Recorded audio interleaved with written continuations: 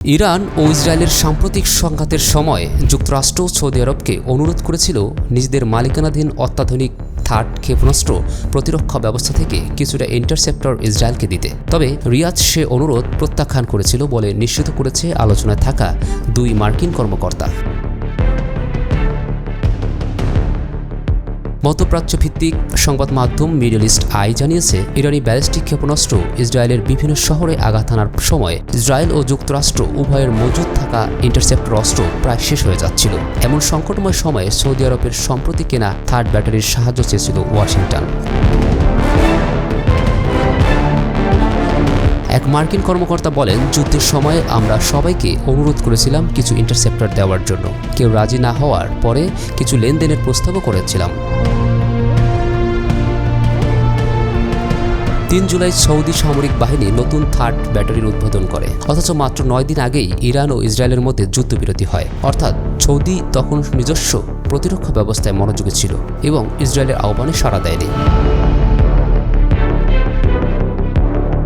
মার্কিন প্রতিরক্ষা দপ্তরের কর্মকর্তারা আরও জানান, ইসরায়েলকে সহায়তা করতে সংযুক্ত আরব আমিরাতকেও অনুরোধ করা হয়েছিল, যারা ২০১৬ সাল থেকে থার্ড আকাশ প্রতিরক্ষা ব্যবস্থা ব্যবহার করেছে। তবে তারা ইসরায়েলকে ইন্টারসেপ্টর সরবরাহ করছে কিনা তা নিশ্চিত করেনি।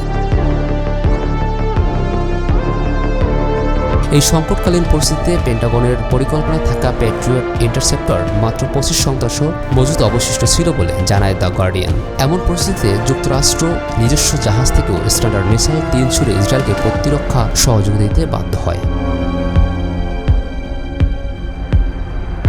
বিশ্লেষকরা বলছেন, এত সব সুরক্ষা সত্ত্বেও ইরান ইসরায়েলের অন্তত ৫টি সামরিক স্থাপনায় সরাসরি ক্ষেপণাস্ত্র হামলা চালাতে সক্ষম হয়। এতে ইসরায়েলি প্রতিরক্ষা ব্যবস্থার সীমাবদ্ধতা, অস্ত্র মজুতের ঘাটতি প্রকটভাবে সামনে আসে। বিশ্লেষক ডগলাস বার্কি বলেন, এই ধরনের প্রতিরক্ষা ব্যবস্থার বড় দুর্বলতা হল ম্যাগাজিন ডেপথ বা অস্ত্র মজুত ফুরিয়ে যাওয়ার ঝুঁকি। সৌদি আরবের এই প্রত্যাখ্যান ওয়াশিংটনের জন্য কষ্টদায়ক, বিশেষ করে যখন যুক্তরাষ্ট্র মধ্যপ্রাচ্যের ন্যাটো গঠনের লক্ষ্যে ইসরায়েল ও উপসাগরীয় দেশগুলোর প্রতিরক্ষা ব্যবস্থাকে একত্র করার চেষ্টা করছিল। তবে বিশ্লেষকদের মতে বর্তমান প্রেক্ষাপটে সৌদি আরব ও অন্যান্য আরব রাষ্ট্রগুলো ইসরায়েলকে সহযোগী নয়, বরং প্রতিপক্ষ হিসেবে দেখছে। বিশেষ করে গাজা, লেবানন, পশ্চিম তীর ও সিরিয়ার ইসরায়েলের একতরফা সামরিক অভিযানগুলোর প্রেক্ষিতে।